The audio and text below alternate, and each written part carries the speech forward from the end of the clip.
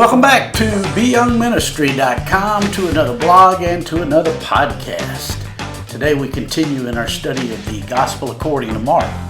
We're in chapter 9, verses 30 through 32, which reads, "Then Jesus and his followers left that place and went through Galilee. He didn't want anyone to know where he was, because he was teaching his followers. He said to them, 'The Son of Man will be handed over to people, and they will kill him. After 3 days he will rise from the dead.' But the followers did not understand what Jesus meant, and they were afraid to ask him."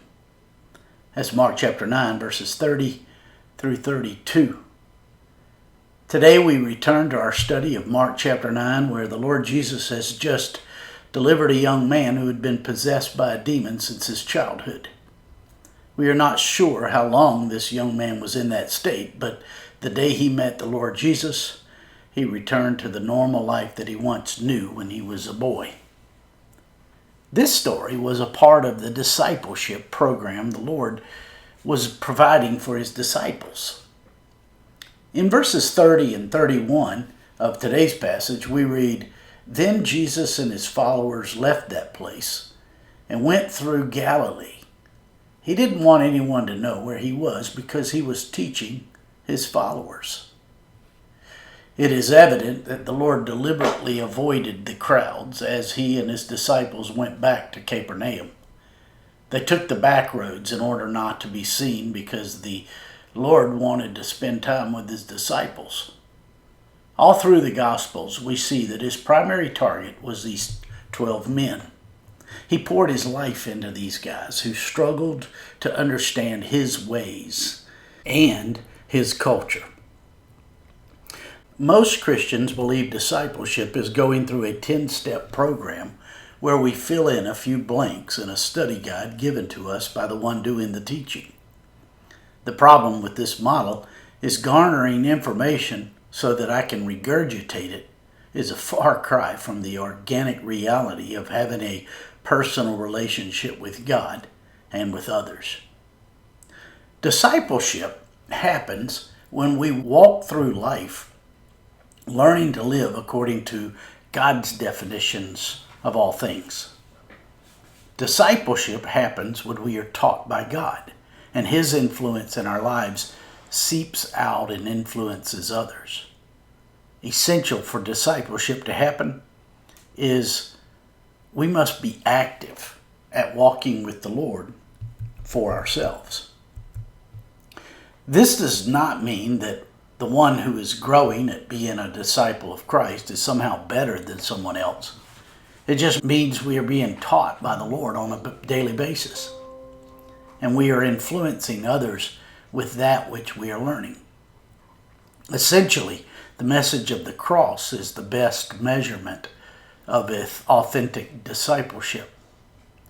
If the reality of dying to self and living unto the Lord is present in our lives, then we are active disciples. In verses 31b and 32 of today's passage, we read, "He said to them, 'The Son of Man will be handed over to people, and they will kill him. After 3 days he will rise from the dead.' But the followers did not understand what Jesus meant, and they were afraid to ask him." This was the second time in the Gospel of Mark that the Lord Jesus told his disciples that he would die and be raised from the dead. And he reiterated this fact before he got into the nuts and bolts of teaching his followers what it looked like to follow him diligently. He said this to show a clear difference between the believer's justification and sanctification. These must be kept separate, because if we teach that our sanctification factors in to our justification, then we would be guilty of heresy. Whereas our justification refers to God's declaration that we are determined to be righteous in his sight, sanctification is the continual process of dying to self and allowing the Lord Jesus to define us.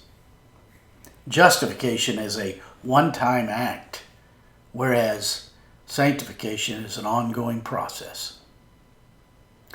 The phrase handed over in verse 31 really means betrayed. This is the very word used later to describe the betrayal of Judas.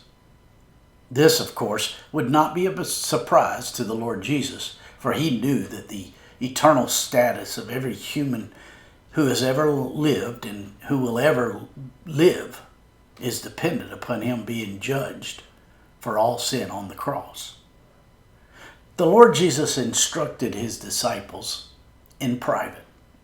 Like many of us, the disciples feared what they did not understand. After the Lord Jesus told the disciples about his death and resurrection, they struggled in their understanding of a suffering Christ. They literally could not comprehend what he was talking about. They couldn't comprehend it because they had closed off the possibility of death for the Lord Jesus. And like us, they struggled to be defined by God. At this point, the disciples simply were not ready for a suffering Christ, especially one who would die and be raised from the dead. And so the Lord Jesus gently but very firmly taught them to face up to the implications of his soon coming death. Through his teaching, the Lord Jesus made it very clear to his disciples that there is no discipleship without the secondary teaching of the cross. In tomorrow's blog and podcast, we will consider more of the implications of the secondary teachings of the cross upon the life of the disciple. And for today, we reiterate the utter necessity that in order for us to grow in our faith in the Lord Jesus, we must say no to the evil desires that are within us, which beckon us daily. My friends, I trust this blog and this podcast are helping you in your walk with the Lord. If I can be of further assistance to you, shoot me an email at BYOungMinistry@gmail.com. Hey, have a great